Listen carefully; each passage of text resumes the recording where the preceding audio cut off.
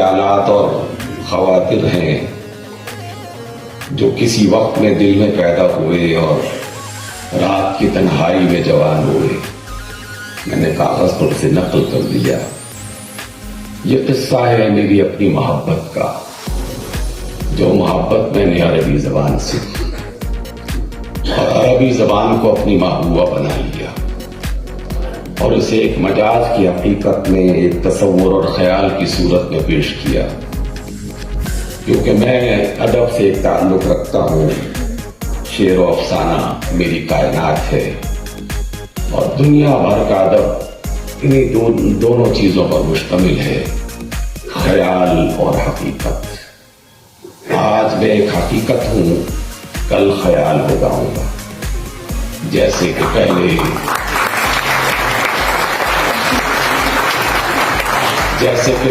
بہت سے خیال ہو چکے. میری اس محبوبہ سے ملاقات اسلامی یونیورسٹی میں 1983 میں ہوئی. میں ایک اجنبی کی طرح شہر میں داخل ہوا. یہ خوف تھا کہ کوئی مجھے نہیں جانتا، میں کسی کو نہیں جانتا. لیکن اچانک ایک خوشبو سی محسوس ہوئی، جو خوشبو اس سے پہلے میں نے اورینٹل کالج پنجاب یونیورسٹی میں ڈاکٹر ظہور احمد اظہر کے پاس دیکھی تھی. پھر ڈاکٹر اور میرے استاد مظہر معین صاحب کی میں کے پاس دیکھی. وہی خوشبو مجھے اسلامی یونیورسٹی کے دروازے پر نظر آئی، محسوس ہوئی. دیکھا تو ایک جوان دانا، خوبصورت، جاذب نظر اور خوشبو وہیں سے آ رہی تھی. میرے قریب آئی اور اچانک میرا ہاتھ پکڑ لیا. اپنے اندر میں نے ایک بجلی کا کرنٹ سا محسوس کیا. کہنے لگی، کیوں پریشان ہو گئے ہو، چلو چلتے ہیں. اور یونیورسٹی کے قریب جنگل میں ایک بڑی چٹان پہ ہم بیٹھ گئے. میں نے اچانک ایک عجیب و غریب سوال کیا اس سے کہ تمہاری عمر کتنی ہے. حالانکہ یہ سوال کرنے کا نہیں تھا. اس نے حیرت سے دیکھا اور مسکرائی. پھر کہا کہ پتہ نہیں کتنی عمر ہے، شاید 100 صدیاں ہو چکی ہیں، شاید 3000 صدیاں ہو چکی ہیں، شاید اس سے بھی زیادہ. پہلی بار میرے رب نے مجھے تخلیق کیا تھا تو خاص طور پر تخلیق کیا تھا، اور پہلی ملاقات میری تمہارے جد امجد آدم اور حوا سے ہوئی تھی. میں ان کے ساتھ جنت میں رہا کرتی تھی، عیش کرتی تھی، حوض کوثر میں تیرتی تھی، دودھ، شہد اور شراب میں لطف اندوز ہوتی تھی. پھر اچانک میرے رب نے کہا، ان کے ساتھ زمین پہ اتر جاؤ. میں زمین پہ اتر آئی. لیکن تم آدم کی اولاد بڑے بے وفا ہو. چند صدیوں کے بعد بھول گئے. اگرچہ آدم کی اولاد کے ساتھ میں نے کچھ وقت گزارا، لیکن مجھے ایسا بھولا کہ مجھے پریشانی ہوگی اور میں آہستہ آہستہ ایک یاس اور مایوسی کے عالم میں تنہائی کی غار میں جا کے سو گئی، جیسے اصحاب کہف اس غار میں جا کے سو گئے تھے. کبھی کبھی کوئی آواز آتی تھی کہ یہ کلدانی ہے، یہ عبرانی ہے، یہ فینیقی ہے، یہ فلاں ہے، مختلف زبانوں کے بارے میں. ایک روز میں بہت تھک گئی، اپنے رب سے دعا کی کہ اے میرے رب، میں تھک گئی ہوں، مجھے نئی زندگی چاہیے. اور پھر ایک صدا آئی، اے عربی اٹھ جاؤ، تجھے آج ایک نئی زندگی اور ہمیشہ کی زندگی دی جا رہی ہے.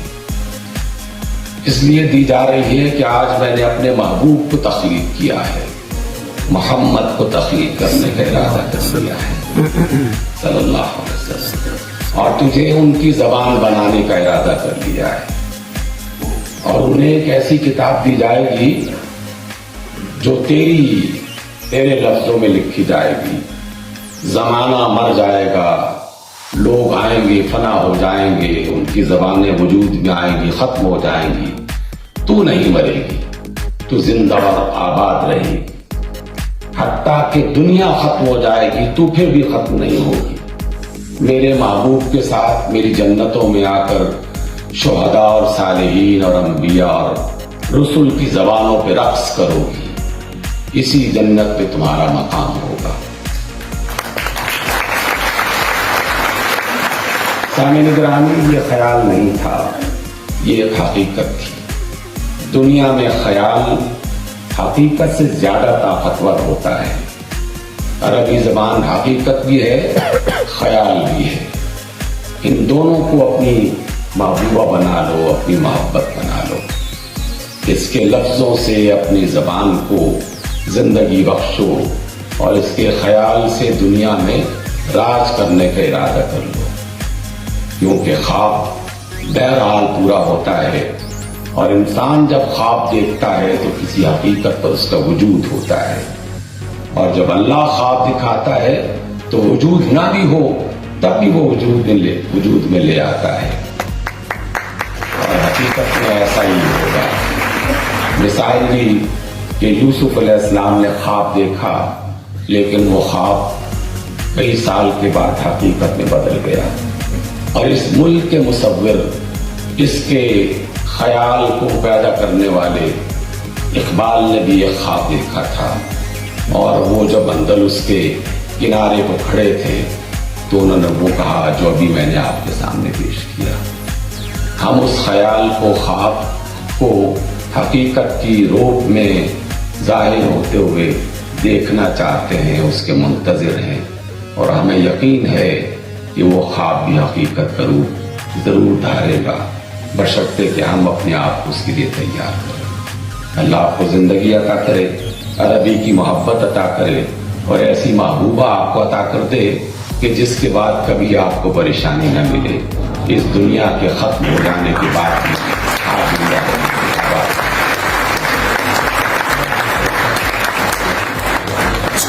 ما شاء الله ما شاء الله سبحان الله. كنا نتشرف بالاستماع إلى كلمة الأستاذ الدكتور حبيب الرحمن عاصم، كان يتحدث عن أهمية اللغة العربية، فحفظه الله ورعاه ومزيد من الرقاء والتقدم في الدارين.